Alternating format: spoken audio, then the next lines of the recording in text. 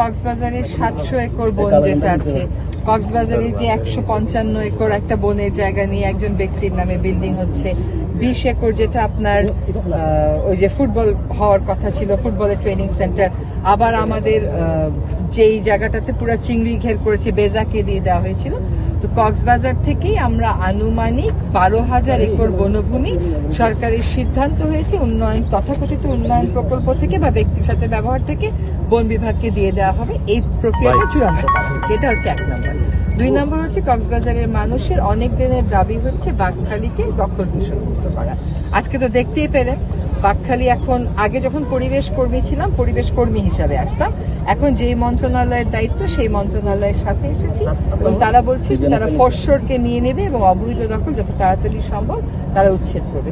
কোনো জায়গায় আইনি প্রতিবন্ধকতা সৃষ্টি করে রাখা হয়েছে, হাইকোর্ট থেকে স্থিতাবস্থা নিয়ে আসা হয়েছে, সেটাও আইনিভাবে মোকাবেলা করা হবে। তাহলে কক্সবাজারের এই কয়টা জিনিসকে আমরা প্রাধান্য ধরে এগোচ্ছি। আরেকটা জিনিস হচ্ছে কক্সবাজারের সি বিচ, আজকেও সেটা দেখতে গেলাম, ওইখানে যেভাবে করে নির্মাণ কাজ চলছে এটা যদি লাগাম টেনে না ধরা হয় তাহলে সাধারণ মানুষের সি বিচ কিন্তু ব্যক্তির সি বিচ বা প্রতিষ্ঠানের সি বিচ হয়ে যাবে। এটা হতে দেওয়া যাবে সময়ের বিবেচনায়।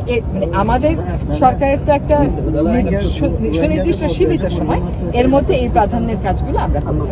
আমার কাজ কার প্রতিষ্ঠান আছে এটা দেখা না, আমার কাজ হচ্ছে ইসিএ এলাকায় অনুমতি ছাড়া কোনো কিছু হয়েছে কিনা সেটা দেখা।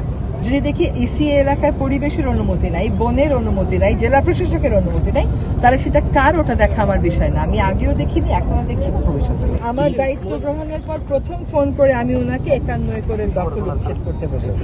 আপনারা দেখেছেন যে 4-5 মাস আইন শৃঙ্খলা পরিস্থিতি খুব এক ধরনের অস্থিরতার মধ্যে ছিল, এখন এটা মোটামুটি একটা নিয়ন্ত্রণে এসেছে। আশা করি 51 একরের কাজও শেষ হতে। কবে থেকে জিজ্ঞেস করেন না, তাহলে তো উচ্ছেদকারীরাও বার্তা পেয়ে যায়।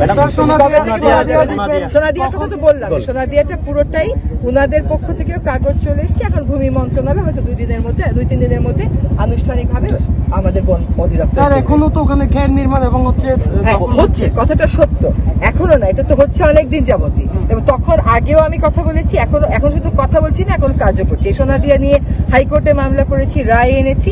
এখন ডিসি তার মধ্যে সরকার কি করলো, সোনাদিয়া দ্বীপটাকে ইকোলজিক্যালি ক্রিটিক্যাল এরিয়া ওইটা অস্বীকার করে দিয়ে দিল বেজাকে, ইকোনমিক জোন অথরিটি। এখন বেজা ওটা ফেরত দিতে রাজি হয়েছে, বেজা বলছে না তার প্রয়োজন নেই।